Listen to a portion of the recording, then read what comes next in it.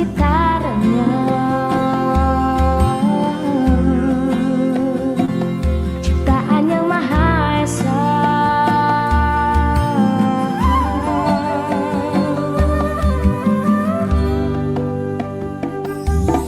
Ku harungi sungai lautan, indah hazanah alam, diselidik dan dijaga, sumber air terpelihara.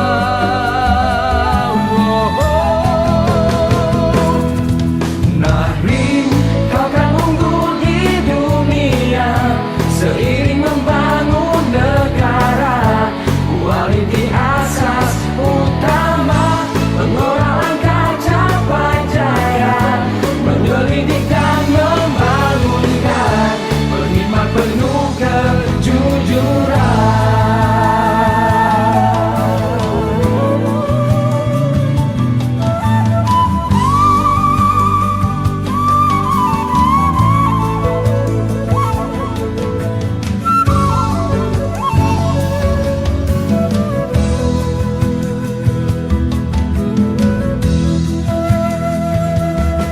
Ku harungi sungai lautan, indah hazanah alam, diselidik dan dijaga, sumber air terpelihara.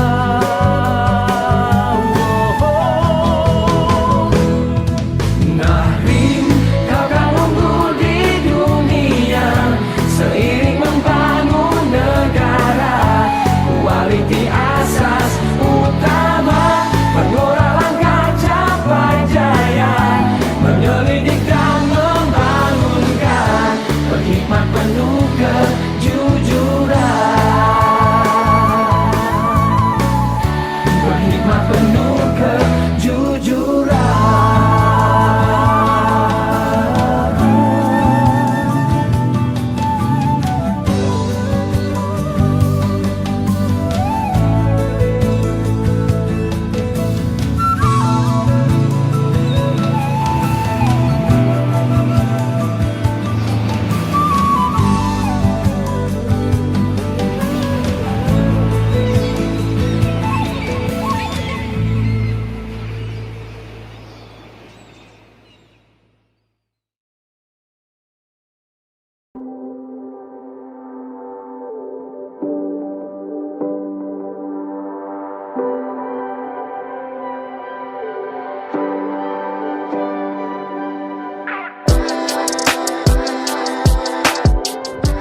Keperluan untuk menubuhkan Institut Penyelidikan Hidrolik Kebangsaan Malaysia atau Nahrim bermula daripada hasil kajian Ketuan DEF Hidrolik pada tahun 1990. Laporan kajian tersebut memperlakukan penubuhan pusat penyelidikan keupayaan untuk menjalankan kajian simulasi fizikal dan analisis hidrodinamik ataupun numerikal terhadap proses fenomena, morfologi dan ekologi sungai serta pantai yang berkait rapat dengan aktiviti-aktiviti manusia. Institut Penyelidikan Hidrolik Kebangsaan Malaysia Nahrim telah ditubuhkan secara rasmi pada 14 April 1993 selepas keputusan Jemaah Menteri pada 2 Oktober 1991. Bermula 23 September 2020, baru-baru ini, Jemaah Menteri telah meluluskan penjenamaan semula Nahrim kepada Institut Penyelidikan Air Kebangsaan Malaysia. Nahrim menjalankan penyelidikan asas dan gunaan, perkhidmatan perlindungan berasaskan kepakaran, penasihat, pusat rujukan kebangsaan dan menjalinkan rangkaian kerjasama dengan organisasi penyelidikan dalam dan luar negara berkaitan dengan air dan persekitarannya. Visi Nahrim ialah untuk menjadi sebuah pusat rujukan penyelidikan air dan persekitarannya yang terunggul di dunia. Manakala misi Nahrim meneraju penyelidikan dan pembangunan dalam sektor air untuk memacu ekonomi negara demi kelestarian alam sekitar. Nahrim amat komited dalam menjalankan R&D dalam bidang air dan persekitarannya, termasuk pantai dan oceanografi serta penyelidikan yang berkaitan dengan perubahan iklim. Resource saya adalah Flume 100 meter pelbagai fungsi yang digunakan untuk menjalankan pemodelan fizikal Tujuan kajian ini dijalankan adalah untuk memahami secara lebih mendalam impak kenaikan aras laut terhadap ban-ban di pesisiran pantai negara. Okey, di sini kami menggunakan dua perisian. Perisian pertama adalah HR Merlin, iaitu untuk mengawal pedal ombak ini digunakan oleh kami untuk menghasilkan ombak yang diperlukan oleh penyelidik seperti mengawal ketikan ombak, jenis-jenis ombak dan sebagainya. Untuk perisian kedua, kami menggunakan HR Deck di mana dia ini mengambil data semasa kajian dilakukan, iaitu ketinggian ombak. Nahrim juga amat komited membantu kementerian dan negara dalam menangani isu-isu air semasa selain menyumbang khidmat kepakaran dan konsultansi dalam dan luar negara.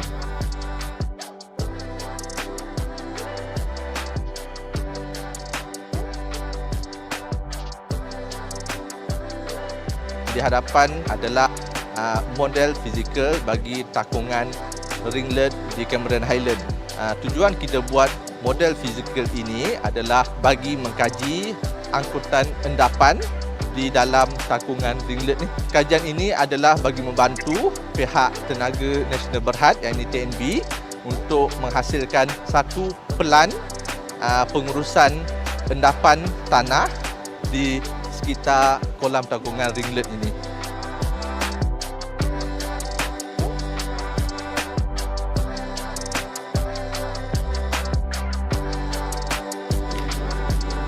Makmal Kualiti Air Nahrim adalah makmal berakreditasi ISO 17025. Makmal ini menjalankan analisis kimia dan analisis mikrobiologi.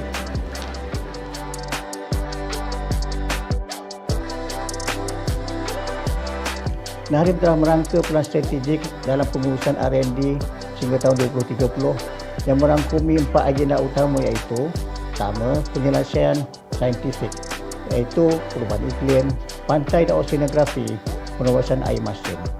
Yang kedua, air untuk kehidupan seperti penyakit bawaan air, hakisan dan endapan, TAPS ataupun takungan air pinggiran sungai, teknologi air dan air alternatif, dan akhir sekali air tebus guna. Ketiga adalah kolaborasi strategik yang merangkumi MOU, kerja-kerja SIPA, kerja-kerja RDIC, latihan sakutan, perundingan dan khidmat nasihat teknikal. Yang keempat ada ISRA, iaitu perjalanan kerjaya pegawai-pegawai Nahrim dalam bentuk SME atau Subject Matter Expert dan penerbitan dalam jurnal dan majalah-majalah kaitan. Bagi mengharumnya arus penyelidikan negara, Nahrim sedang dalam rangka pelan pengukuhan organisasi dengan cadangan. Pertama, menambah bilangan penyelidik. Yang kedua, melahirkan subject matter expert atau pakar dalam bidang tertentu. Yang ketiga, pengkomersialan produk inovasi, contohnya sistem penuaian air hujan atau SPAH. Yang keempat, melahirkan penyelidik yang profesional yang diiktiraf oleh badan-badan profesional dalam dan luar negara. Yang kelima, yang terakhir, itu menerbitkan jurnal penyelidikan yang berimpak tinggi.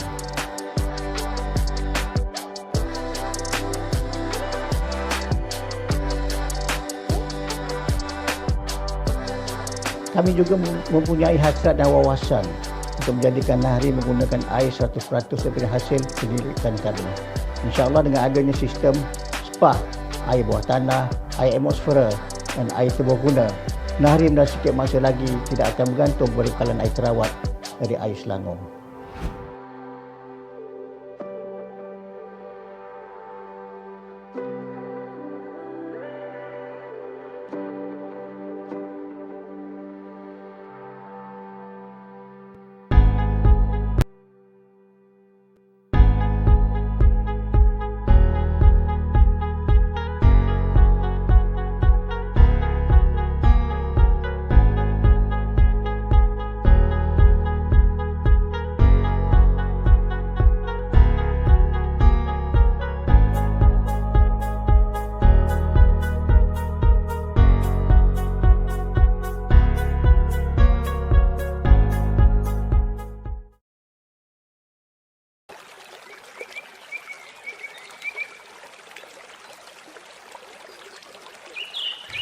Sungai, tabiimu membentuk aliran mesra. Ceriamu pelbagai flora dan fauna. Mulamu di hulu, akhirmu di muara. Geometrimu pelbagai di sini dan di sana. Hidrolikmu diukur pencetus makna. Meanings ditentu, dilaras, dikira. Meresap ke jiwa penyelidik mulia, memberi ilham kepada jurutera, merancang mereka sistem terbina. Supaya aliran seragam sekata, objektifnya hanya satu, bebas bencana.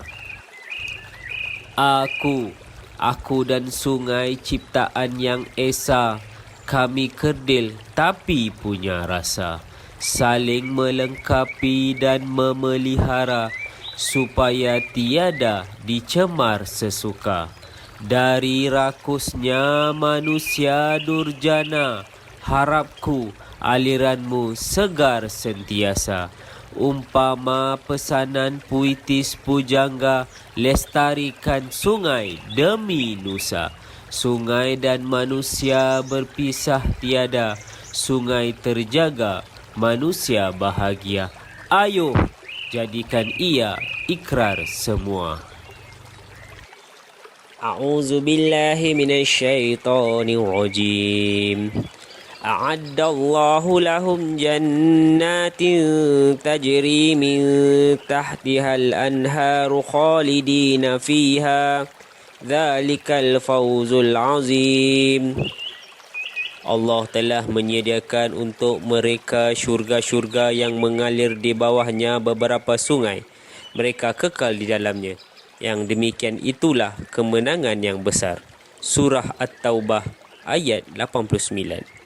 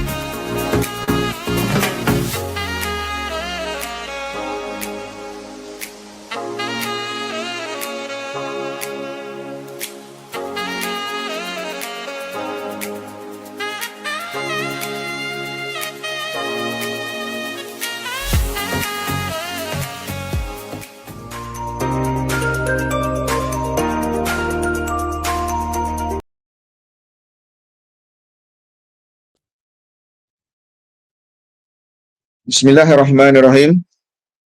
Alhamdulillahi Rabbil Alamin. Wassalatu wassalamu ala Sayyidina Muhammadin ashrafil anbiya'i wal mursalin wa ala alihi wa sahbihi ajma'in. Yang berbahagia, Datuk-Datuk, Profesor-Profesor, Doktor-Doktor, Tuan-Tuan dan Puan-Puan sidang hadirin webinar pada pagi ini. Assalamualaikum warahmatullahi wabarakatuh dan salam sejahtera kepada peserta webinar Institut Pendidikan Air Kebangsaan Malaysia, Nahrim, Kementerian Alam Sekitar dan Air, KASA. Saya, Safari bin Mak Desa, Pengarah Pusat Kajian Lembangan Sungai, merupakan moderator anda pada pagi ini. Hari ini, tanggal 28 Julai 2021, hari Rabu, bersamaan 18 Zulhijjah 1442 Hijrah, kita bersiaran dalam webinar Nahrim Siri 2 2021 yang akan disampaikan oleh Encik Muhammad Shazwan Faisal bin Muhammad dengan tajuk Hydro Environment Modelling Using Soil and Water Assessment Tools ataupun SWOT. Alhamdulillah, dengan izin dan inayah Allah Subhanahu Wa Taala jua, maka kita dipermudahkan dan dipertemukan dalam sesi perkongsian ilmu daripada Nahrim ini. Sebelum kita bermula, ingin saya maklumkan beberapa penting ya. Untuk makluman semua, sidang ini akan berlangsung dalam masa berkesan ceramah sekitar 45 minit dan sebarang soalan, pandangan, ulasan maupun perkongsian bolehlah dikemukakan di ruangan Facebook Chat Nahrim diikuti dengan nama dan juga agensi. Kami akan cuba ajukan soalan untuk dijawab oleh penceramah sebelum sesi berakhir. Sekiranya masa tidak mengizinkan, soalan yang tidak berkesempatan untuk dipilih akan dijawab kemudian dan dipostkan di Facebook Nahrim. Baiklah. Orang dulu kata, tak kenal maka tak cinta, tak bertemu mestilah malu, tak tahu manakan mahu, tak rasa manakan suka. Berikut sedikit pengenalan mengenai penceramah kita. Encik Muhammad Shazwan Faisal bin Muhammad merupakan seorang pegawai penyelidik di Pusat Kajian Lembangan Sungai dan telah berkhidmat selama lebih 13 tahun di Nahrim. Anak kelahiran Raub, Pahang, kawasan Musangking ni, beliau telah memperolehi ijazah sarjana muda dalam sains fizik di UKM dan juga ijazah sarjana dalam sains laut dengan pengkhususan dalam pemodelan hidroiklim juga di UKM. Beliau telah terlibat dengan model SWOT selama lebih 7 tahun dan berpengalaman memberikan ceramah dan latihan kepada institusi kerajaan dan universiti awam maupun juga swasta. Sepanjang di Nahrim, beliau banyak terlibat dalam projek penyelidikan, perundingan, pembangunan produk inovasi, selain amat aktif dalam menerbitkan beberapa buah artikel dalam jurnal. Amat fokus dalam penyelidikan impak perubahan iklim ke atas sumber air, beliau kini turut terlibat di arena antarabangsa dalam inisiatif pemodelan perubahan iklim dengan mengkhusus kepada kajian impak perubahan iklim ke atas kuantiti kadar air sungai di beberapa lombangan utama negara di masa hadapan. Encik Shazwan ada beritahu saya ya, Profesor Fredolin Tanggang, Profesor Kaji Bumi di UKM adalah idola beliau. Alright, apa lagi? Kini pentas milik anda, Cik Shazwan, dipersilakan. Silakan. Ribuan terima kasih saya ucapkan kepada Tuan Moderator yang berusaha. Di sini Dr. Safari bin Haji Mak Desa, iaitu bos saya selaku pengarah di Pusat Kajian Lembangan Sungai, Nahrim, atas pengenalan yang diberikan sebentar tadi. Assalamualaikum warahmatullahi wabarakatuh. Salam sejahtera dan selamat pagi saya ucapkan kepada yang berusaha, doktor-doktor, tuan-tuan, puan-puan serta para audiens sekalian. Alhamdulillah, syukur kehadrat ilahi kerana dengan berkat limpah kurnianya dapat kita bersama-sama pada pagi ini dalam salah satu majlis ilmu yang saya kira insya-Allah akan memberi manfaat kepada tuan-tuan dan puan-puan sekalian. Oleh itu, tanpa melengahkan masa, saya akan terus ke objektif utama webinar ini, di mana at the end of the webinar today, the audience should understand more about SWOT model, and nombor 2, know the characteristics and capabilities of the SWOT model in investigating and solving problems related to the hydro environment. And number 3, appreciate and leverage open source based software. Kerana software ini absolutely percuma. Dan yang terakhir, mungkin mendapatkan sedikit idea untuk apa yang untuk dibuat berkenaan research lepas ini, insyaAllah. Berikut merupakan konten pembentangan saya pada hari ini, iaitu sedikit introduction berkenaan SWOT model. Yang kedua, model overview and capabilities. Yang ketiga, SWOT data requirements dan sedikit sample simulation. Yang keempat, SWOT outputs visualization. Dan yang terakhir, SWOT applications di seluruh dunia. Masuk ke introduction. Sebelum kita pergi lebih jauh, ingin saya bagi sedikit introduction berkenaan jenis-jenis model watershed ataupun model hidrologi. Saya kelaskan kepada dua, iaitu traditional models yang lebih empirical ataupun statistical, deterministic without any randomness, LUM, di mana LUM ni bermaksud setiap satu sub-basin tu mempunyai homogeneous value, dan juga single event berbanding current state of the art yang lebih physically based. Di samping deterministic juga ada unsur-unsur stokastik, iaitu ada elemen randomness. Dan berbanding LUM tadi, model-model kini lebih distributed. Ada juga yang semi-distributed. Di samping boleh simulate single event, model-model terbaru juga boleh simulate continuous event, di mana lebih panjang simulasi boleh dibuat, mungkin puluhan serta ratusan tahun. Di bawah ini pula merupakan evolusi hydrological model daripada yang model dulu-dulu lebih lumped kepada semi-distributed, di mana SWOT version yang lama adalah semi-distributed dan SWOT version terbaru yang dirilis pada tahun 2018 sudah fully distributed. Saya harap para audiens sudah dapat melihat karakteristik of traditional model dan juga current state of the art dan serta evolusi dalam watershed model. Okay, justru kita ingin ketahui lebih lanjut, what is SWOT? SWOT merupakan akronim kepada Soil and Water Assessment Tools. Model ini merupakan physically based rather than using the regression equation. SWOT juga memerlukan spesifik info berkenaan weather, soil properties, topografi, vegetation, land management info dan lain-lain yang berkaitan. SWOT juga merupakan model yang continuous time. Ianya adalah a long-term yield model and not a single event model, di mana model ini bukanlah dibina khusus untuk mensimulasi keadaan banjir-banjir yang tertentu, tidak. SWOT juga boleh model dalam daily dan juga sub-daily time step di samping monthly dan juga annual. Okay. Seperti yang saya maklumkan tadi, SWOT merupakan distributed parameter, di mana SWOT able to represent the hydrologic process of the watershed more detailed than LUM model. Di mana di dalam SWOT, river basin will be divided into sub-basin and then from sub-basin into the HRU. Okay. SWOT juga telah dibangunkan oleh Jeff Arnold. Maaf.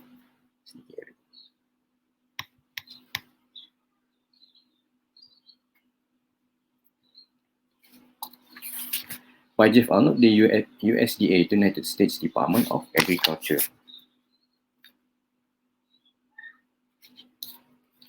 Okey, saya tunjukkan juga gambar-gambar saya bersama dengan SWOT founder. Kebetulan saya ada rezekilah bertemu dengan beliau di Belgium di salah satu international SWOT conference, iaitu bersama Dr. Jeffrey G. Arnold, di mana beliau bukanlah profesor maupun pensyarah, tetapi saya amat kagum dengan beliau kerana mampu mencapai nilai H-index dan juga jumlah citation sangat tinggilah pada saya, iaitu lebih 60,000 citation dan H-index menjangkau 100. Beliau lah merupakan SWOT founder dan juga developer daripada semenjak tahun 1970-an, tak silap saya. Ini pula merupakan gambar saya bersama SWOT interface developer yang bangunkan interface untuk ArcSWOT dan juga bangunkan interface untuk QSWOT. Okay, beliau merupakan profesor di University A&M Texas, iaitu Profesor Ragavan Srinivasan. Alhamdulillah sempat saya bertemu mereka, orang hebat-hebat ni. Okay, ini merupakan example configuration di dalam SWOT model, di mana sebelah kiri merupakan contoh basin ada dengan taburan land use-nya, telah didigitize dan disuruh ataupun didelineate menggunakan software SWOT. Iaitu di mana kita bahagikan seluruh basin ini kepada sub-basin dan kemudiannya sub-basin kepada unit yang lebih kecil, di mana kita panggil partially distributed tu, kepada Hydrologic Response Unit, HRU. HRU merupakan the smallest spatial unit yang lebih unik. Dia ada kombinasi land use, soil map dan juga slope yang tersendiri. Okay. Saya suka pakai slide ni. Why SWAT? Slide ni saya capture semasa training SWAT saya di Bangalore, India, di mana pada tahun itu, tahun 2016, sekarang dah 2021. Mungkin banyak value dalam slide ni dah berubah. Sebagai contoh, pada ketika itu, dikatakan lebih 2,700 peer review publication, the largest collection of hydrological and water quality model in the world. Sekarang ni saya rasa dah 5 tahun melalui, mungkinlah kalau agak-agak saya lah, mungkin menjangkau dekat 5,000 kot, kan? Okey, ini merupakan most cited model in the world. Okey. Yang ketiga, mereka katakan SWAT ni merupakan number one model for engage and assessment of non-point source model.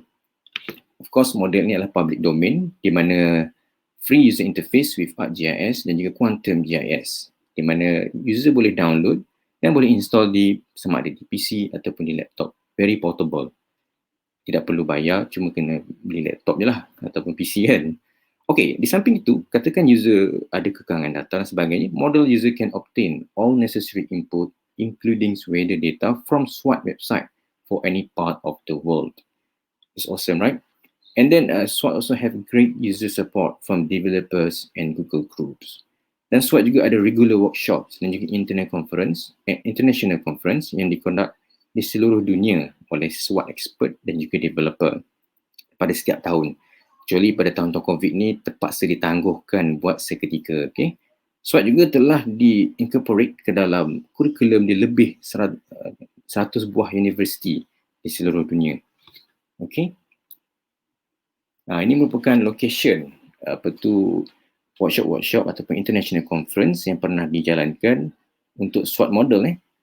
Kalau kita ikut tu siap ada projection ni tahun depan, bila tahun depan, di mana kalau kita lihat di Selangor ada pada tahun 2017 dan 2014. Manakala kalau ikutkan tahun ni di Prague, 2021, tapi menaikkan COVID ditangguhkan. Siapa nak pergi bentang paper di Perancis, di Paris boleh pada tahun 2023. Saya rasa pada masa tu mungkin COVID dah tak ada. Boleh prepare your papers and present di Paris. Okay, seperti yang saya mention tadi, SWAT ada dia punya support group. Okay, dia ada support group. Kalau kata pengguna SWAT ada di group dia. Kalau pengguna QSWAT ada group dia. Dan di peringkat international juga ada. Sebagai contoh, SWAT-C untuk Southeast Asia, SWAT Afrika untuk Afrika, dan SWAT Brazil untuk Brazil lah. Saya jangka komuniti ini akan terus berkembang. Kerana ratusan dan juga hampir ribuan saintis bekerja untuk improve this model. Tuan-tuan dan puan-puan boleh lawat di swat.tamu.edu the support.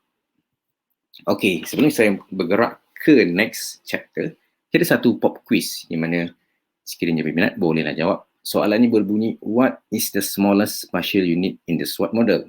Jawapannya ada di slide yang sebelum ni. Okey, baiklah, tanpa melengahkan masa, saya masuk ke chapter yang kedua, iaitu Model Overview and Capabilities. Di mana dalam chapter ini, saya akan menerangkan sedikitlah apa yang kita nak tahu, apa yang ada dalam SWAT tu dan apa yang dia boleh simulate. Okey? Saya bagi sedikit development history. Actually, SWAT ni merupakan gabungan dan evolusi daripada beberapa model, iaitu kalau kita lihat SWRRB, Qual2E dan Roto digabungkan menjadi SWAT. Okey? Di mana Qual2E merupakan komponen model kualiti air dan Roto merupakan satu model yang menggabungkan subbasin-subbasin menjadi basin. SWRRB sendiri merupakan gabungan 3 jenis model, iaitu model GLIMS yang cover pesticide, model CRIMS yang cover untuk rainfall dan juga hydrology component, dan juga model EPIC untuk cover scope crop growth component. Dia punya detail, dia punya abbreviation ada disertakan di bawah. Tuan-tuan boleh rujuk paper paper Gassman et al. Pada tahun 2007. Okey, pemilihan bergantung kepada user. Katakan user dah biasa dengan ArcGIS, boleh menggunakan ArcSWAT yang di sebelah kiri. Manakala untuk user yang dah familiar dengan Quantum GIS, boleh menggunakan QGIS ataupun QSWAT.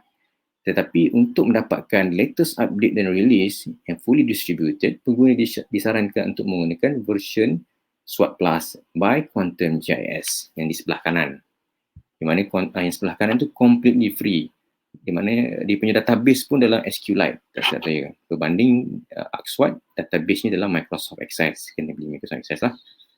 Okey, sebelum saya pergi lebih lanjut, saya ingin tunjukkan orang cakap diagram hydrologic balance. Di mana hydrologic balance merupakan orang cakap apa komponen yang paling utama sebelum kita boleh orang cakap apa simulate water quality, sedimentation, pest management practices dan macam-macam lagi simulation, di mana kita kena pastikan the hydrologic balance dalam sesuatu watershed tu benar-benar tepat sebelum kita boleh aplikasikan model ini. Okey. Di dalam SWOT watershed system dibahagikan kepada dua bahagian simulation, iaitu pertama land phase processes, di mana proses yang berlaku di atas tanah, permukaan tanah dan juga dalam tanah disimulasi. Dan juga yang division yang kedua iaitu channel and floodplain processes. SWOT juga mensimulasi apa yang berlaku di floodplain dan juga di dalam channel ataupun di dalam sungai. Okey, dalam land phase processes, SWOT akan mensimulasi weather, hydrology, sedimen dan seterusnya dengan lebih detail. Sebagai contoh, SWOT sendiri ada di punya weather generator. Andai kata user ada data-data hujan yang lompong atau data-data precipitation with missing value, don't worry. SWOT will help to replace the missing value using the weather generator included in SWOT model. Okay. Okay, sekarang kita lihat. For infiltration and surface runoff, SWOT bagi user untuk pilih antara SCS curve number method iaitu Soil Conservation and Services curve number method ataupun Green and Empty Infiltration method model.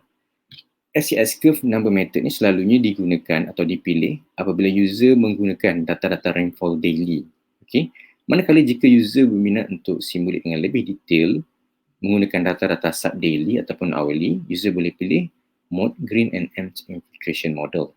Di mana excess water does not run off infiltrates, while the excess water that not infiltrate is run off. Okay, potential evapotranspiration yang digunakan dalam SWOT ada 4 jenis. Di mana yang pertama Penman Mantate, yang kedua Priestley Taylor, yang ketiga Hargreaves, dan yang keempat user juga boleh memasukkan measured PET data mereka jika ada. Tapi untuk kawasan tropika, literature review mencadangkan Penman Mantate wajar digunakan memandangkan ada influence daripada relative humidity yang tinggi. Di dalam SWOT juga ada dimodelkan groundwater, iaitu SWOT juga simulates 2 types of aquifer for each sub-basin ataupun HRU, iaitu shallow aquifer dan juga deep aquifer. Namun sekiranya user ingin model groundwater dengan lebih detail, SWOT juga boleh decouple dengan mode flow. Mode flow merupakan salah satu model groundwater yang lebih detail and can be easily coupled with SWOT model. And other hydrologic component yang disimulate by SWOT also include percolation in multiple soil layer, lateral flow, return flow, and juga groundwater evaporation. Okay, SWOT juga simulate plant growth. Okay, pelbagai tanaman boleh disimulate oleh SWOT. Ada 7 kategori tak silap saya, termasuklah antaranya tanaman tumbuh-tumbuhan seperti pokok, seperti tanaman-tanaman pertanian, seperti jagung dan pelbagai lagi. Banyak lagi yang boleh disimulasi. Namun dalam SWOT ni, plant growth bagi setiap tumbuhan-tumbuhan tidaklah disimulate dengan begitu detail. Maknanya ada cadangan supaya SWOT pun boleh decouple dengan DSAT model, Decision Support System for Agro Transfer model, iaitu satu model pertanian lain. Tapi anda kata para audien nak dapatkan maklumat yang lebih detail, sebagai contoh katalah ada ahli biologi dan sebagainya, katakan tak run SWOT pun boleh menggunakan SWOT ini. Memang dalam SWOT ni dia ada database berkenaan land cover atau juga plant. Okay? Sebagai contoh, saya saja pilih corn di sini. Banyak dia punya ciri-ciri dan juga properties yang dapat kita extract daripada this database. Wow, very good. Maknanya dalam SWOT ni ada ratusan jenis tumbuh-tumbuhan di serata dunia. In case kalau kita rasa ada value dalam ni yang tak tepat, kita rasa nak betulkan pun boleh. Contoh banyak kita lihat dalam ni. Okay. SWOT juga boleh modelkan climate change secara individu. Maknanya, andai kata users tidak ada data-data climate change projection daripada luar, SWOT user boleh alter the amount of precipitation, amount of temperature untuk membuat mimik perubahan iklim sebagai contoh. Di samping itu, user juga boleh adjust the level of CO2 dalam SWOT andai kata nak memodelkan kesan perubahan atau pertambahan gas rumah hijau kepada pertumbuhan dan juga rejim hidrologi. SWOT juga boleh modelkan nitrogen cycle, dalam aspek denitrification, leaching, immobilization, mineralization, volatilization dan sebagainya.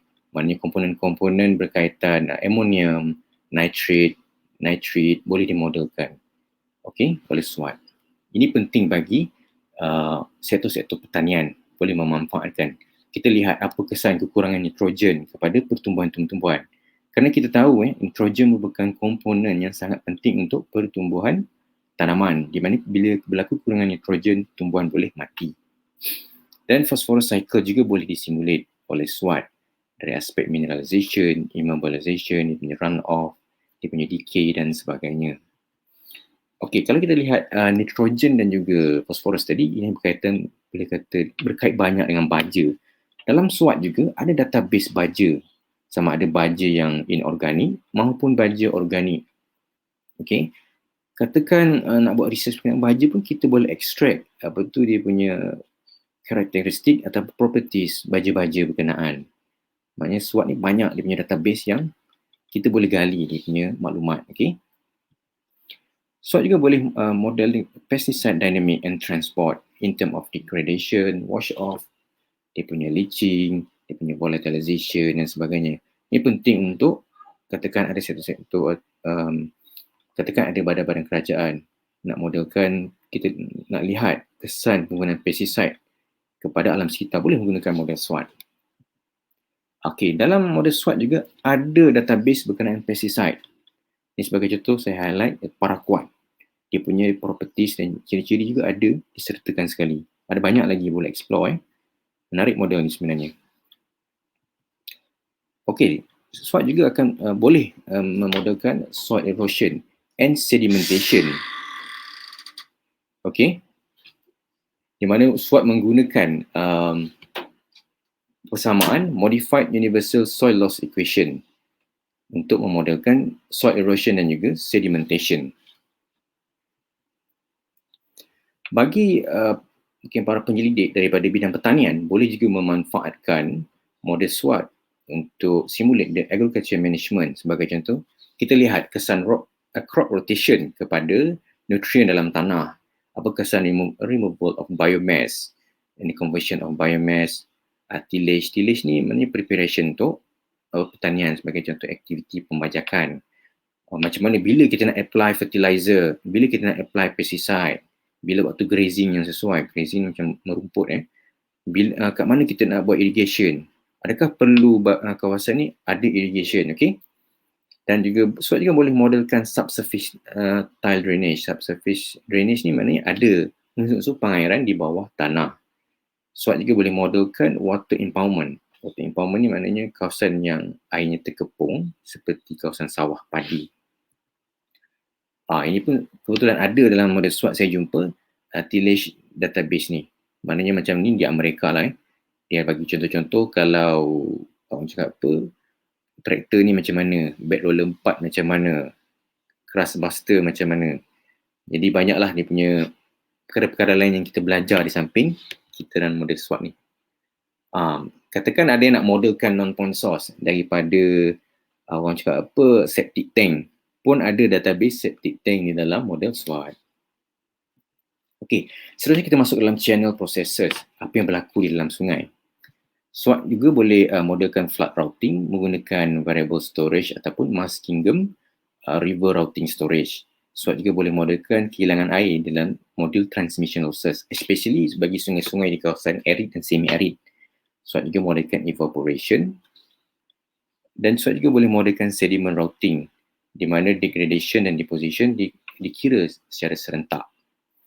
SWOT juga boleh modelkan nutrient and pesticide transport di dalam channel. This at a glance, cakap apa, bagaimana SWOT modelkan nutrient processes. Di dalam well mixed water layer, itu dalam aliran air sungai, dimodelkan organik nitrogen, nitrate, nitrat, ammonium, DO, CBOD, organik phosphorus, algae dan sebagainya. Dan juga di sedimen layer, iaitu apa yang berlaku di peringkat sedimen di riverbed. SWOT juga boleh modelkan in-stream pesticide processes di dalam well mixed water layer, dia punya settling, degradation, resuspension, degradation and burial. Okey, di dalam SWOT ada 4 jenis impoundment yang diambil kira. Yang pertama itu reservoir, yang kedua ponds, yang ketiga wetlands, yang keempat merupakan depressions ataupun potholes. Depression di sini bukanlah tekanan tapi di mana ada setengah kawasan yang geologinya baru dan belum stabil, berlaku banyak mendapan. Di mana mendapan ini ada setengah soil propertiesnya boleh menakung air, dan SWOT juga boleh mensimulasi water balance di kawasan impoundments, termasuklah inflow, evaporation, seepage dan sebagainya. SWOT juga boleh modelkan nutrient balance dan juga pesticide balance di kawasan impoundments. Okey, kita nak masuk ke chapter yang ketiga, jadi saya berikan satu soalan pop quiz yang kedua untuk uji minda saja. State at least 4 types of management practices could be simulated in SWOT. Ini saya rasa berkaitan dengan agriculture tadi. Okey, tanpa melengahkan masa, saya masukkan pada bab yang seterusnya. Bila kita nak run SWOT ni, kita dah semangat kan? Apa data yang kita perlukan kan? Ini yang paling critical. Dalam SWOT kita perlukan, of course, spatial data. Spatial data merangkumi topografi, iaitu digital elevation model. Kita perlukan data jenis guna tanah, or land use and land cover model. Land cover map, sorry. Kita perlukan juga soil classification map, iaitu ciri-ciri tanah yang ada di kawasan kajian kita. Andai kata kawasan kajian kita ada reservoir ataupun dam, kita perlu perolehi reservoir data. Dan kalau kawasan kita tidak ada data, tidak ada reservoir, it's optional. Dan kita data-data crop juga optional, melainkan kita terlibat dalam modeling yang libatkan crop rotation. Kita perlu data itu. Di samping itu kita perlukan time series data, iaitu weather data dan juga hydrological data. Okey, mungkin tengok alamak banyaknya data kita nak gunakan, tapi don't worry. At least kita perlukan rainfall wajib daily. Maknanya yang parameter-parameter lain tu kita ada monthly value pun sudah okey. Alright? Tapi hydrological data seboleh-bolehnya kena ada lah, dan itu kita boleh mohon dengan JPS. Okey, ini merupakan sepintas lalu soil properties yang diperlukan. Syazwan. Ya, Dr. Syazwan. Saya ada satu soalan ni sebelum slide ni. Slide sebelum ni berkaitan dengan data kan. Kalau lah kata penyelidik atau pelajar nak dapatkan data, tak ada peruntukan nak dapatkan data, macam mana? Ada alternatif lain tak? Okey, baik. Soalan yang bagus tu Dr. untuk kita kongsikan. Buat yang menghadapi kekangan peruntukan terutamanya lebih-lebih masa musim COVID ini, nak bergerak ke sana ke sini susah, insya-Allah ada alternatifnya di mana kita boleh dapatkan dan guna data-data observe graded rainfall ataupun observe graded temperature daripada pelbagai sumber, di mana sumber-sumber ini pada asalnya disumbangkan oleh Malaysia kepada badan-badan dunia, dan mereka orang cakap apa, try reconstruct data-data ini kepada seluruh dunia, di mana cover juga kawasan Malaysia. InsyaAllah jika ada kesempatan di webinar akan datang, saya akan cuba berkongsi kaedah untuk memproses dan menggunakan data-data ini sekiranya ada permintaan. Baik, Doktor? Okey, terima kasih. Okey, saya sambung pada soil properties. Kalau kita lihat, banyak soil properties yang diperlukan di sini. Tetapi jangan risau. Kebanyakan maklumat-maklumat ini kita boleh perolehi dengan cara ialah mengkaji, mencari dan sebagainya. Katakan kita ada 10 jenis soil di lembangan kita. Ke 10 jenis soil tu kita perlu dapatkan information berkenaan, contoh maximum rooting depth, moist bulk density, soil content, sand content dan sebagainya. Tapi jangan risau. Okey, di samping itu, ini sebagai contoh snapshot juga saya bagi climate properties yang diperlukan. Di mana warna kuning tu lebih kepada temperature, the green one lebih kepada rainfall punya properties. Ini merupakan statistik di mana SWOT juga membekalkan software dan kaedah untuk mengira kesemua parameter-parameter ini untuk dimasukkan ke dalam model SWOT. Di mana properties ini digunakan oleh SWOT, weather generator, untuk isi missing value dan juga cover kawasan-kawasan yang tiada ada data. Okey, ini saya kongsikan sepintas lalu the sources of spatial and weather dataset yang saya gunakan dalam kajian saya. Di mana untuk topografi, saya menggunakan data SRTMDM. Dulu saya guna 90 meter, sekarang ni 30 meter dah available. Itu data free. Di mana land use and cover daripada DOA, itu perlukan kira modal jugalah. Manakala SWOT and physical properties daripada FAO juga free. Data-data temperature juga, temperature, precipitation, wind speed dan solar radiation juga saya gunakan data-data observed graded, and it perform quite well in simulating the SWOT model, dan data-data discharge daripada JPS. Okay. Saya kongsikan sepintas lalu modeling flow yang terlibat dalam SWOT, di mana selepas kita ada data-data spatial, data-data weather, data-data hydrography, kita build up satu database, and then kita boleh start run the model and calibrate and validate the model first before we can use this model for any other purposes. Okay. Ini saya kongsikan sepintas lalu.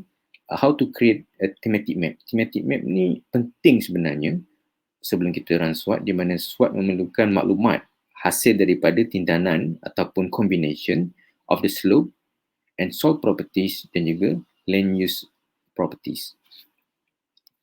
Okay, lepas kita combine dan dapat thematic map, kita boleh buat watershed delineation mengikut kawasan area of interest. Kita boleh delineate sampai peringkat muara, tetapi macam case tadi saya nak lihat apa yang berlaku di upper watershed.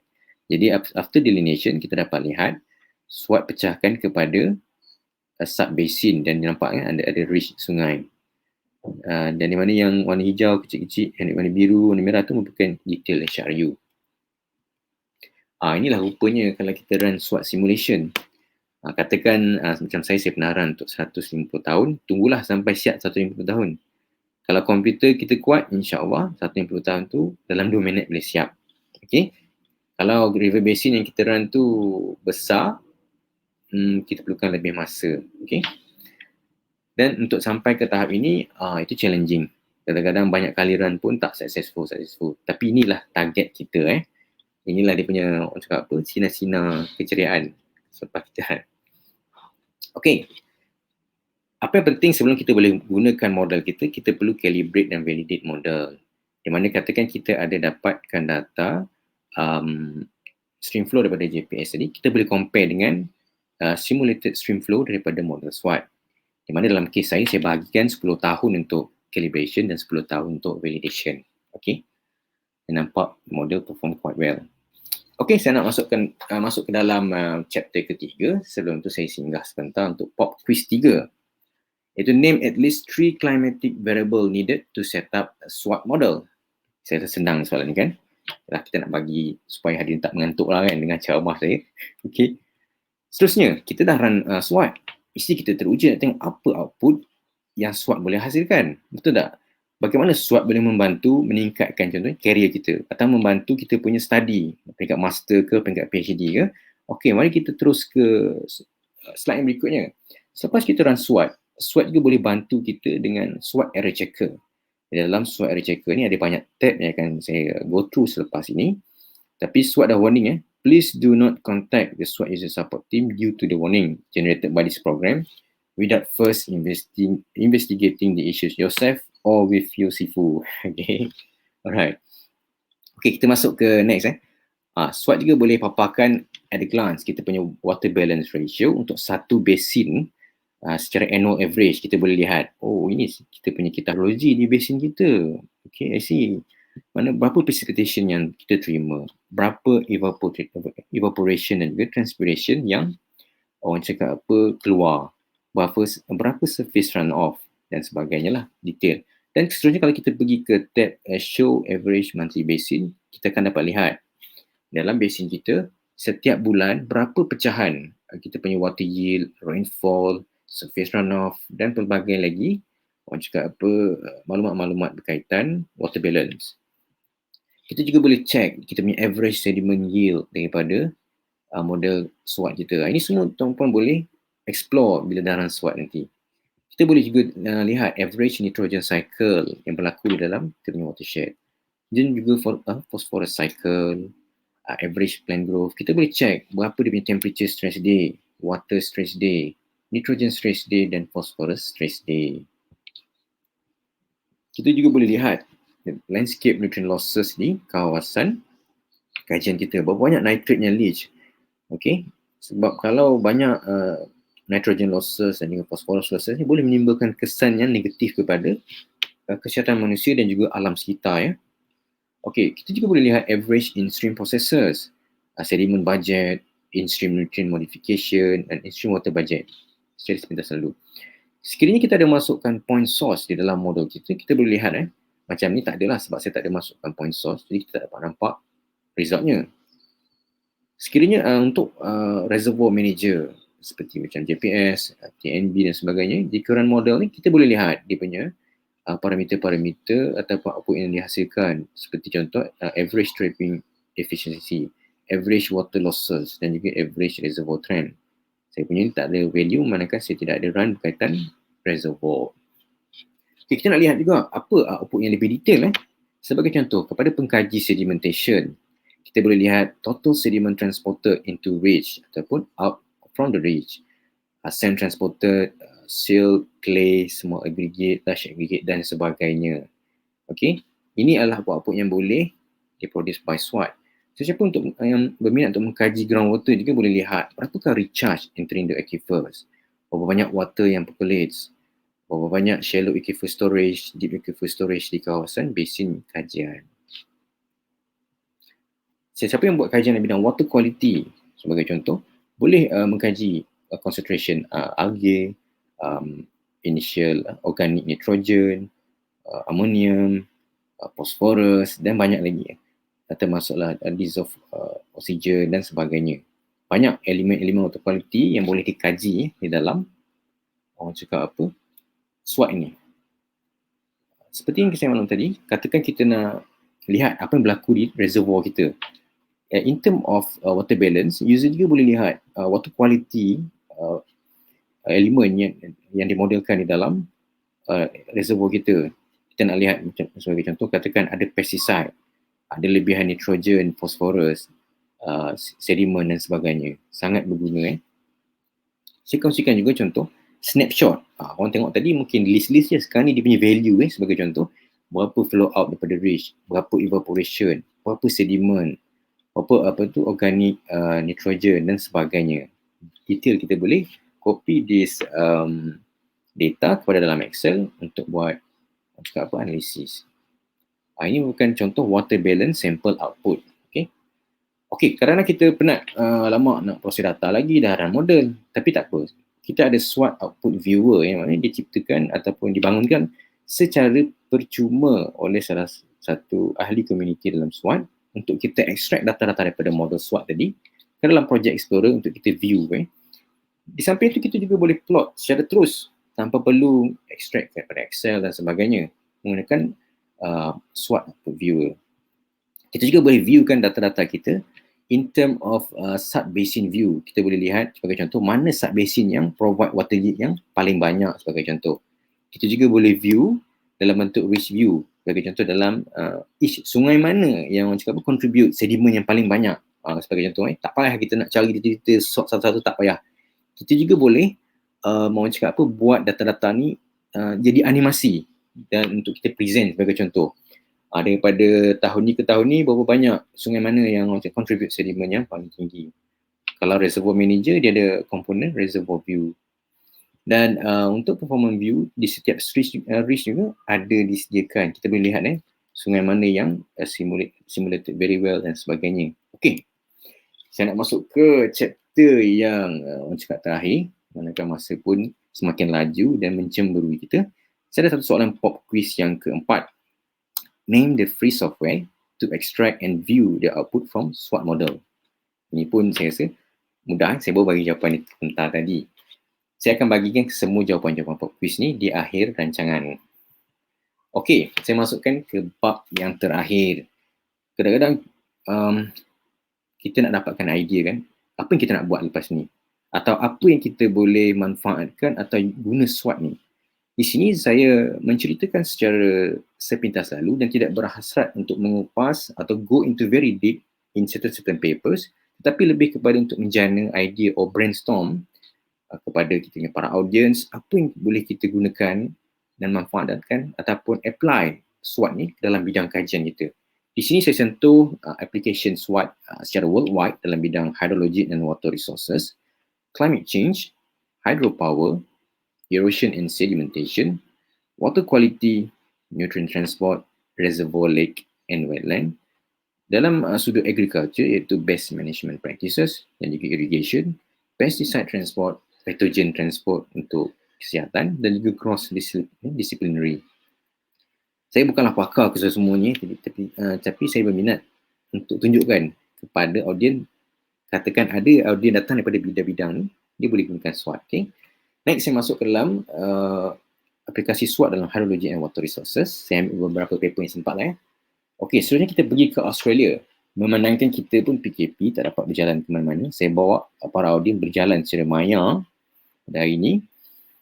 Sebagai contoh di Australia, mereka try to analyse the effect of forest cover and irrigation farm dams kepada kadar alir sungai di catchment yang mengalami masalah yang serius, di mana mereka mengalami masalah extreme low flow condition.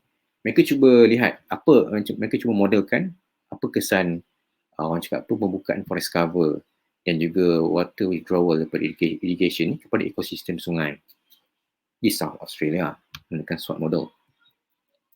Seterusnya di Iran, mereka cuba modelkan blue and green water resources availability guna model SWOT. Di mana kalau kita lihat dalam keyword yang saya jumpa ni, dia punya river basin agak kompleks, di mana ada dam, ada juga irrigation. Tapi don't worry, SWOT boleh ada capability untuk memodelkan kesemua elemen yang mereka ada ni. Sebagai contoh, dia nak modelkan juga with yield. Yes, SWOT boleh modelkan juga with yield, boleh modelkan dam dan sebagainya. Tapi orang tertanya-tanya juga, apa benda blue and green water tu? Tak apalah, saya kongsikan di sini. Okay. Inilah dia, kita panggil blue water. Blue water ni adalah surface runoff, lateral flow, return flow dan juga recharge to deep aquifer. Apa benda pula green water ni? Green water flow ialah evaporation and transpiration. Manakala green water storage adalah soil water storage. Lepas ni senang lah kalau orang tanya kita apa benda blue water dan green water kan. Okay, ini jawapan dia. So, grey water pula macam mana? Okay. Seterusnya kita pergi ke South Korea, di mana mereka gunakan SWOT untuk assess groundwater recharge di agro-urban watershed menggunakan SWOT mode flow. Ini saya cakap mode flow tadi. Dia nak dapatkan result yang lebih detail berkenaan groundwater digunakan coupling dengan mode flow. Jadi mereka menyatakan the results can be an important input for policy makers in the development of sustainable groundwater protection and abstraction strategies for the region. Next, saya ambil satu contoh di Malaysia, di mana rakan saya daripada USM, Dr. Tan dan rakan-rakan daripada UKM try modelkan orang cakap apa, the future potential drought yang mungkin berlaku di lembangan sungai Johor, tak salah saya. Okay, di mana mereka run SWOT ni menggunakan data-data future climate projection and then develop the standardized precipitation index dan juga standardized stream flow index untuk mengkaji kemungkinan potensi berlaku kemarau di masa hadapan. Good paper juga, recommended to read. Okay, seterusnya saya masuk ke dalam section climate change. Mana SWOT juga boleh membantu kita simulate the climate change impact to the water resources. Saya jumpa satu paper di Malaysia, di mana tim penyelidik ini, ada nama saya, okay, mereka try to simulate the climate change impact ni kepada lembangan Bernam. Okay, saya tidak berniat untuk mengupas lanjut. Okay, maknanya sekiranya para audien berminat untuk kaji kesan perubahan iklim di mana-mana basin di seluruh Malaysia, insya-Allah boleh. Manakala di Nepal, kenapa saya kongsi di Nepal? Nepal ni merupakan, kalau kita tahu, dia terletak di banjaran Himalaya, kawasan yang sejuk beku. SWOT juga boleh modelkan proses-proses berkaitan salji. Kalau kita lihat dalam paper ini, air temperature semakin meningkat di Karnali River Basin ni. Okey, tapi rainfall punya precipitation tak clear. Namun selepas mereka run model SWOT ini, mereka dapat lihat kesan kenaikan air temperature itu nyatakan mean annual river discharge is likely to increase in the future. Maknanya mungkin pencairan glacier itu semakin rapid itulah kesan perubahan iklim. Seterusnya di Afrika, kita lihat mereka cuba modelkan impak perubahan iklim ke atas freshwater availability. Okay. Seluas juga Afrika ni, tapi don't worry, SWOT boleh modelkan river basin yang besar. Seterusnya saya masuk kepada section hydropower. Okay, sebagai contoh di Filipina, sebelum sesuatu hydropower dam itu dibangunkan, mereka cuba kaji dulu apakah kawasan yang berpotensi ataupun tidak. Kita juga boleh gunakan SWOT untuk mengkaji potensi upayaan ini, di mana hasil kajian mereka mendapati bahawa potential mini and small scale hydropower sites are proposed for this river basin. Memandangkan kalau dipropos yang berskala besar, dikhawatirkan mengganggu ekologi alam sekitar. Saya pergi pula ke Brazil. Okay, ini semua paper-paper yang saya kongsi ni insya-Allah lah, paper-paper yang Q1 lah, sebagai contohnya Science of the Total Environment. Mereka cuba analyse land use change scenario, apakah kesannya kepada hydropower energy di Amazon. Jadi mereka melihat land use LULCC ni, land use land cover change, akan memberikan kesan yang besar kepada water balance basin, dan seterusnya orang cakap mengurangkan kecekapan tenaga, di mana apabila kita tukar sebagai contoh daripada forest kepada guna tanah yang lain seperti perbandaran, pertanian dan sebagainya, ini akan memberi kesan kepada hakisan macam sedimentation, water quality dan sebagainya. Apabila sedimentation banyak terkumpul di dalam empangan, ini akan mengurangkan jumlah air yang boleh disimpan, seterusnya mengurangkan keupayaan empangan untuk menghasilkan lebih tenaga. Okey, saya masuk kepada erosion and sedimentation. Banyak juga saya jumpa mereka menggunakan SWOT untuk kajian sedimentation. Tapi saya ambil contoh-contoh yang rare di sini. Contoh di Japan ni, mereka cuba modelkan pergerakan orang cakap apa, kemungkinan ada bahan-bahan radioaktif. Orang cakap apa, yang tertempel pada orang cakap apa, sedimen. Di mana mereka khawatir orang cakap apa, bahan-bahan radioaktifnya akan terangkut pergi ke laut. Yalah, apabila dimakan oleh ikan dan sebagainya kan. Kita risau nanti, mereka pun risau akan mencemarkan sumber-sumber makanan mereka, especially makanan laut.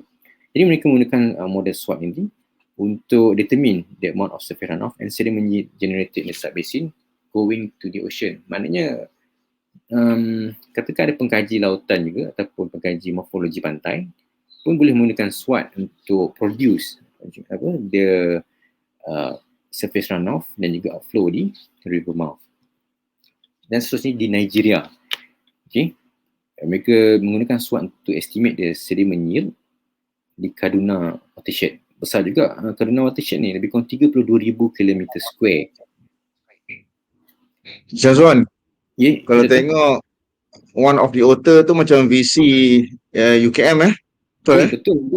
TM Ikhwan ini beliau merupakan Naib Chancellor UKM, Profesor Dato' Dr. Ikhwan Toriman. Saya rasa student beliau masa di UKM. Alright. Terbaik. Okey, cantik ni. Okey, by the way Syazwan, ada berapa masa lagi Syazwan perlukan? Kita berada di minit ke 45 sebenarnya ni.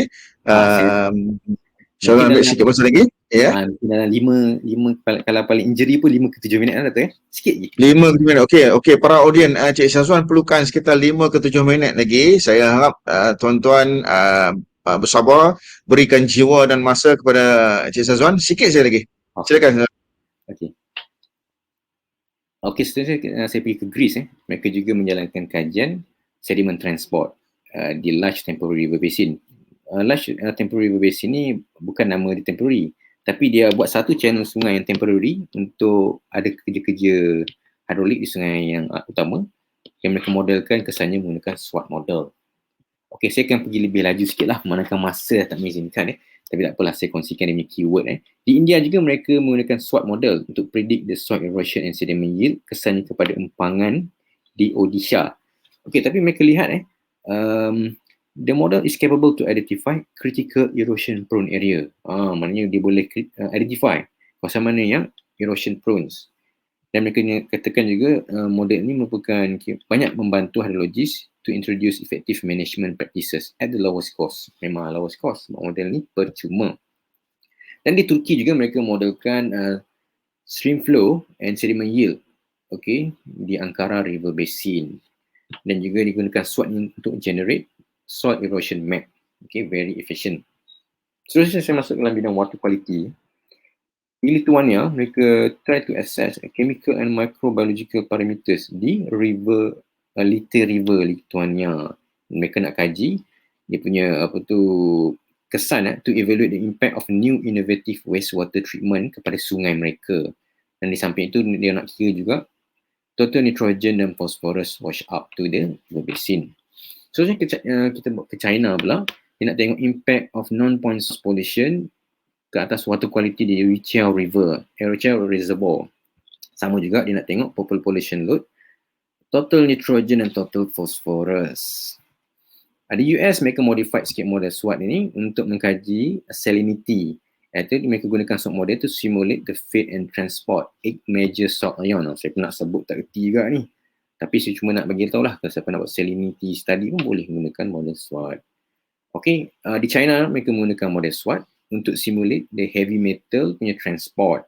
Dia modified sikit, dipanggil SWOT Ladin. Dia nak simulate transportation of zinc and cadmium dynamics di kawasan upstream yang mungkin impacted by mining activities. Okay, seterusnya saya pergi ke nutrient transport. Mungkin ada rakan-rakan yang bidang nutrient. Apa yang menarik untuk paper ni adalah ianya melibatkan 10 buah negara daripada Germany, Australia, Slovakia sampailah ke Ukraine. Dia cakap two main reason dia pilih SWOT kerana ialah ia flexible structure dan boleh menyelesaikan banyak masalah dalam satu masa, dan it's very well documented and open source code. Kalau tuan-puan nak edit, nak download, nak buat model sendiri pun boleh. Okay, tapi yang menarik dalam kajian ni, dia simulate Danube River Basin, the second largest river basin in Europe yang under great nutrient pressure, which is river basin ni luasannya 800,000 km². Wow, very huge. Dia bagi tahu model juga adequately represent crop yield, monthly stream flow, total nitrogen and total phosphorus di Danube River Basin. Okay, selanjutnya di US mereka juga gunakan model ni to quantify and simulate nutrient sources di Mississippi. Dia nak lihatlah kesan penggunaan mania baja-baja organik ni. Macam mana dia nak control phosphorus concentration. Okay, kita sentuh sikit reservoir, lake and wetland. Kebanyakan kajian di berkaitan lake ni juga berkaitan sedimen. Di China ni mereka gunakan model SWOT untuk simulate monthly and annual sediment yield. Di mana mereka maklumkan, the study develop a reliable, physically based streamflow model and illustrates critical sources area, yang penting tu, and condition that influence sediment yield. Okay, di Jordan pula kita lihat mereka juga menggunakan model SWOT untuk model the sediment yield di empangan mereka. Saja saya share banyak-banyak ni supaya kita dapat lihat seluruh dunia orang guna. Dan kita insyaAllah ada confidence. Okay, ini berkaitan wetland punya study di Kanada. Mereka menggunakan SWOT model ni to examine the effect of various wetland restoration scenarios on stream flow and sediment at watershed scale. Mereka juga memaklumkan bahawa sekiranya wetland ni dapat di-restore kepada seperti masa-masa lalu, dia punya peak discharge and average sediment loading can be reduced by 23 to 16%. Maknanya penggunaan wetland ni bagus untuk membantu menyelesaikan masalah-masalah alam sekitar. Saya masuk dalam ni ada dua paper yang saya kongsi untuk agriculture based management practices and irrigation. Sebenarnya banyak lagi contoh-contoh lain, cuma saya tak sempat nak masuk semua dan masa pun tak banyak. Di US mereka try to calculate the carbon footprints from corn soil oats rotation, dan juga mereka cuba kira field emissions were model using the soil and water assessment tools. Banyak kegunaan yang boleh melalui SWOT. Dan mereka juga cuba modelkan apakah bila waktu yang sesuai untuk withdraw water ataupun jangan withdraw water untuk irrigation di kawasan yang terjejas teruk akibat ENSO. Dan mereka maklumkan result suggest that water withdrawal should be made during non-crop growing dan rather than the crop growing season to minimize the impact. Ini maknanya dalam bentuk pengurusan pertanian. Baiklah, saya sentuh sikit untuk pesticide. Okay, di Germany mereka cuba modelkan transport herbicides flufenacid macam dan metazaclor. Saya pun tak tahu lah benda ni apa tapi ini bukan jenis-jenis pesticide. Di mana mereka maklumkan SWOT model perform reasonably well for the simulation of the pesticide. Okay. Dan USA mereka cuba gunakan model SWOT to predict the annual maximum pesticide concentration di high vulnerability watersheds. Jadi USA pun sama, saya skip yang ni lah, sama je lebih kurang cerita dia. Saya sentuh sikit untuk pathogen transport. Kok ada kawan kita daripada bidang pathogen. Mereka menggunakan SWOT juga to simulate the effects different mitigation measure on microbial concentration. Seperti mana yang kita tahu, jika banyak pencemaran daripada pathogen ni boleh menjejaskan kesihatan. Okay. Ini di Sweden mereka maklumkan bahawa hydrological modelling implemented with an appropriate risk management framework is a key decision support element as it identified the most efficient alternative for microbial risk reduction. Dan di Pakistan juga mereka modelkan kesan socio-economic development dan climate change on E. coli loads di Kabul River. Ni dekat yang punya center lah ni. Jadi mereka maklumkan bahawa E. coli concentration dijangka akan meningkat dengan business as usual scenario without stringent measures. Dan di USA mereka juga modelkan pathogen transport and fate modelling di New Jersey. Okay, mereka maklumkan bahawa this research contributes new knowledge in E. coli and fecal coliform modelling and will help increase the understanding of sensitivity analysis and pathogen modelling with SWOT at watershed scale.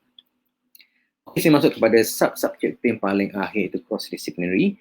Maknanya di samping kita run untuk spesifik tujuan, kita juga boleh combine beberapa kebolehan SWOT untuk simulate banyak perkara dalam satu-satu masa.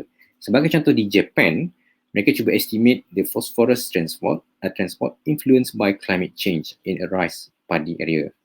Maknanya mereka analyse impact climate change ni menggunakan SWOT and water assessment tu, dan mereka cuba kira lah berapa banyak phosphorus yang dihasilkan di kawasan paddy area. Kerana mereka khawatir kawasan mereka akan terjejas akibat eutrophication. Di Kenya juga mereka cuba modelkan pesticide and sediment transport di Malabar River Basin. Cik Syazwan, kita ada setengah minit ya. Okay. Kalau tidak kita bagi kad kuning ya. Setengah minit silakan. Alright. Okay. Saya very fast, kita tengok di South Korea, mereka cuba modelkan impact of climate change to groundwater level behaviour. Di Switzerland, mereka modelkan hydrology dan juga water quality, sediment dan nutrient loads di kawasan pegunungan. Dan di Itali juga mereka menggunakan model SWOT to evaluate the fraction of fertilizers dan assessing the grey water footprint. Dan akhir sekali di China, mereka cuba melihat kesan land cover resolution ke atas pemodelan banjir. Mana mereka melihat quality of land cover map ni lebih penting daripada quality of DEM. Maknanya mereka cuba tukarkan DEM, land use dan sebagainya dalam model SWOT. Okay, pop quiz yang terakhir. State at least 3 SWOT model capabilities. Semuanya jawapan dah ada pada sebelum ni. Okay, akhir kata saya ucapkan terima kasih kepada para audien yang sudi meluangkan masa pada pagi ini untuk mendengar celoteh saya sedikit sebanyak berkenaan SWOT. For any inquiries, boleh menghubungi saya bila-bila masa di maklumat yang tertera di slide. Thank you dan terima kasih. Saya pulangkan semula kepada Tuan Moderator untuk acara yang selanjutnya. Okay, ini jawapan pop quiz. Ya, Syazwan. Jawapan pop quiz Doktor, sepintas lalu lah. Sepintas lalu.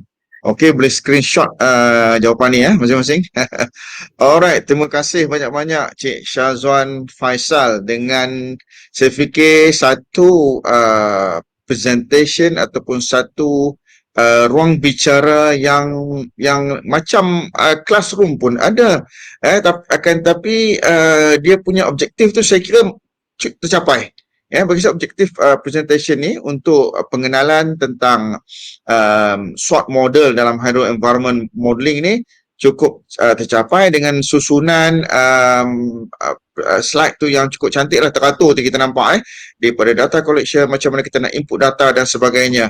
Dan kalau tengok SWOT ni tuan-tuan dan puan-puan, dia cover boleh kata cover complete spectrum of hydrologic processes saya tengok tadi tu, dan application worldwide, dan kita berbangga dengan Program Projek Nahrim yang mempunyai keupayaan untuk sama-sama melibat dan juga sama-sama mensimulasi dan juga menganalisis menggunakan SWOT model ni. Jadi terima kasih sekali lagi Cik Syazwan, Syabas saya ucapkan. Okey, okey. Seterusnya kita dihujani saya kira dihujani dengan begitu banyak soalan Saya kira sini ada dalam 45 minit 50 minit punya presentation ada 8 soalan boleh kata setiap 5-6 minit satu soalan masuk.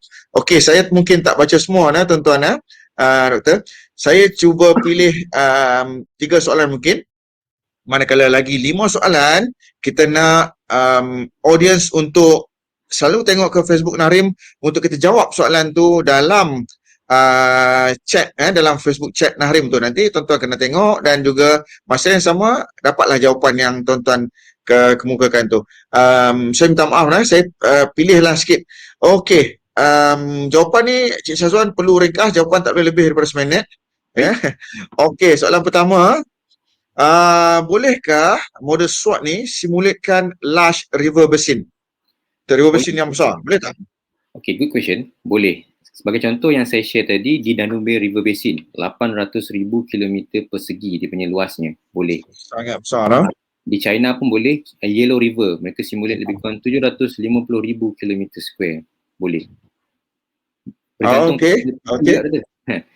Bergantung kepada kita punya PC kekuatan workstation ataupun laptop kita.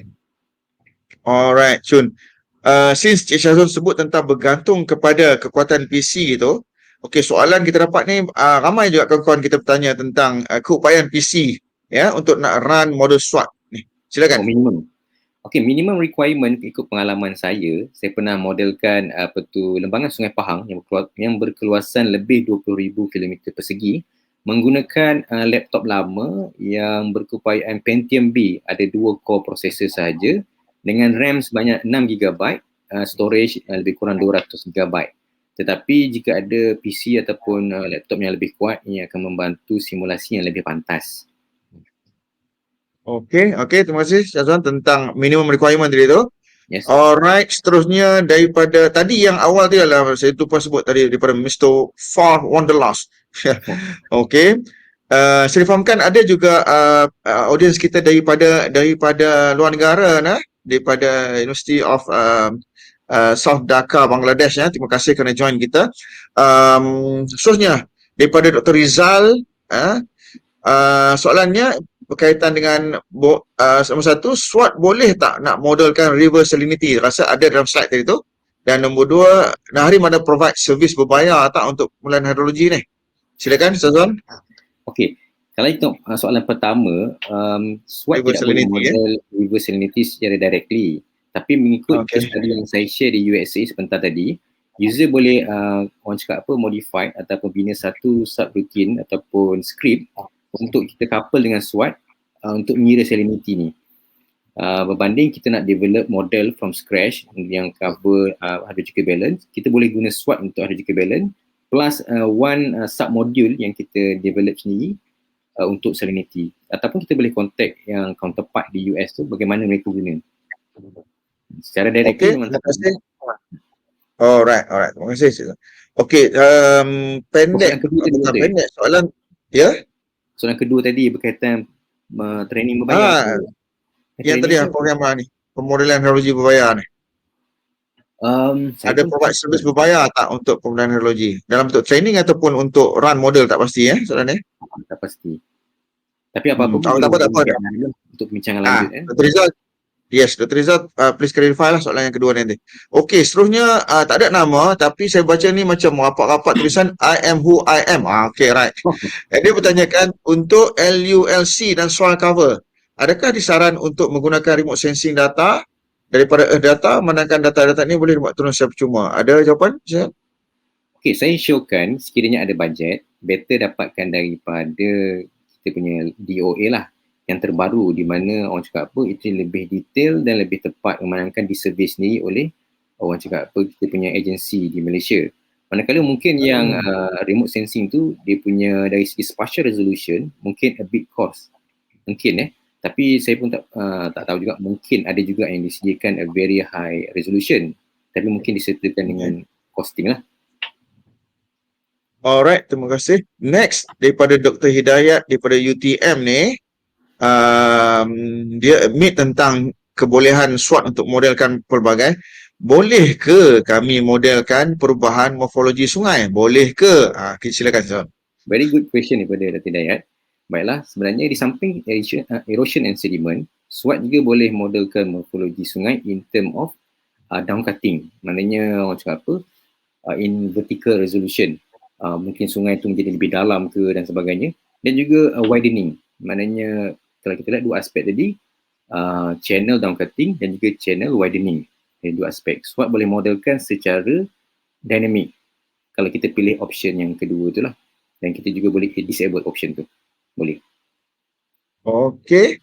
Seterusnya, Dr. Hazar tanya tentang jawapan yang Syazwan dah bagi tadi itu, tentang kebolehan komputer. Alright, kita dah jawab. Kita pergi kepada saudara M. Nazrizal Noor. Okey, soalannya, bolehkah dapat satu salinan slide?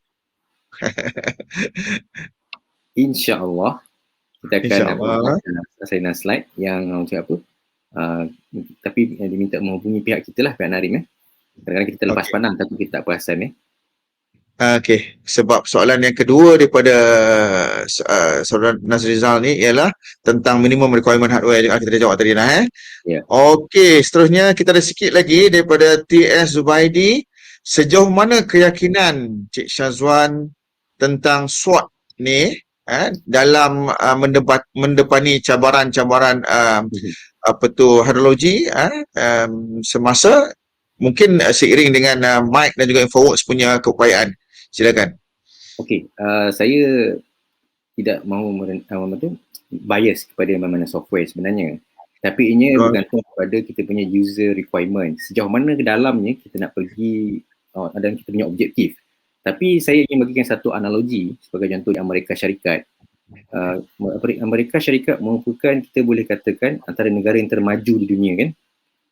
Maknanya kalau kita nak contohi negara yang termaju di dunia, maknanya mereka cuba sedaya upaya, katakan di software tak boleh cater dia punya kehendak, they try develop a new subroutine ataupun the new modeling technique yang boleh couple back ataupun boleh enhance dia keupayaan model freeze dia ada. Orang cakap apa, insyaAllah sekiranya yakin dan ada keazaman dan juga kerajinan, kita boleh orang cakap apa, pergi lebih jauh lah dengan model-model yang tidak berbayar ni. Okay. Alright. Daripada Mr. Roshan Kamal. Okay. Bukan soalan ni saya kira. Ni merupakan satu komen ataupun remark. Strength of SWOT is capable for multi-purpose use of water resources and related discipline. Terima kasih dengan perkongsian Mr. Roshan Kamal. Last question. Alhamdulillah kita dapat pergi kepada semua question ni Tapi tuan-tuan punya masa kami curi sikit lah. Daripada Puan Amy Abdullah, boleh buat modeling untuk pencemaran seperti mikroplastik tak? Okey, silakan. Setakat ni Doktor, good question kat tu. Saya tak pernah terserempak lagi dengan this kind of microplastic, orang cakap apa, cycling ataupun transport yang dimodelkan dalam SWOT secara directly. Tetapi saya tak pastilah, mungkin ada di luar negara, mungkin ada dibuat yang mungkin saya tak terjumpa, ataupun mungkin tidak ada. Okey, terima kasih Cik Syazwan. Alright, kita habis soalan, kita cover semua Kalau tengok list ni 10, mungkin ada soalan yang bertindih-tindih. Saya kira effective question about 6 ada kat sini. Syabas, terima kasih banyak-banyak Cik Syazwan dengan pembentangan dan juga respons kepada soalan dan jawapan tadi. Okey, kita dah berada di penghujung rancangan, tuan-tuan dan puan-puan.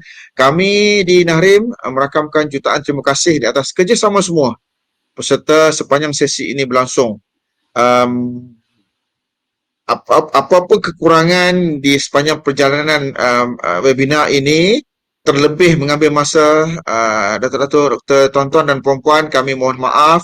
Sesungguhnya hasrat daripada kami untuk berkongsi penyelidikan, berkongsi keupayaan dan menunjukkan bahawa Malaysia setanding dengan negara-negara luar dalam application of SWOT, ya, dan kita tengok tadilah application SWOT ni pelbagai. Akhir kata, kami di Nahrim sekali lagi mengucapkan terima kasih kepada yang hadir dan juga kepada penceramah, terima kasih Daun Keladi dan juga kepada semua kru-kru di belakang tabir. Terima kasih, anda memang awesome. Salam hormat dan terima kasih. Wabillahi taufiq wal hidayah. Wassalamualaikum warahmatullahi taala wabarakatuh. Terima kasih semua. Waalaikumsalam warahmatullahi wabarakatuh. Terima kasih Dr. Safari. Terima kasih semua. Sama.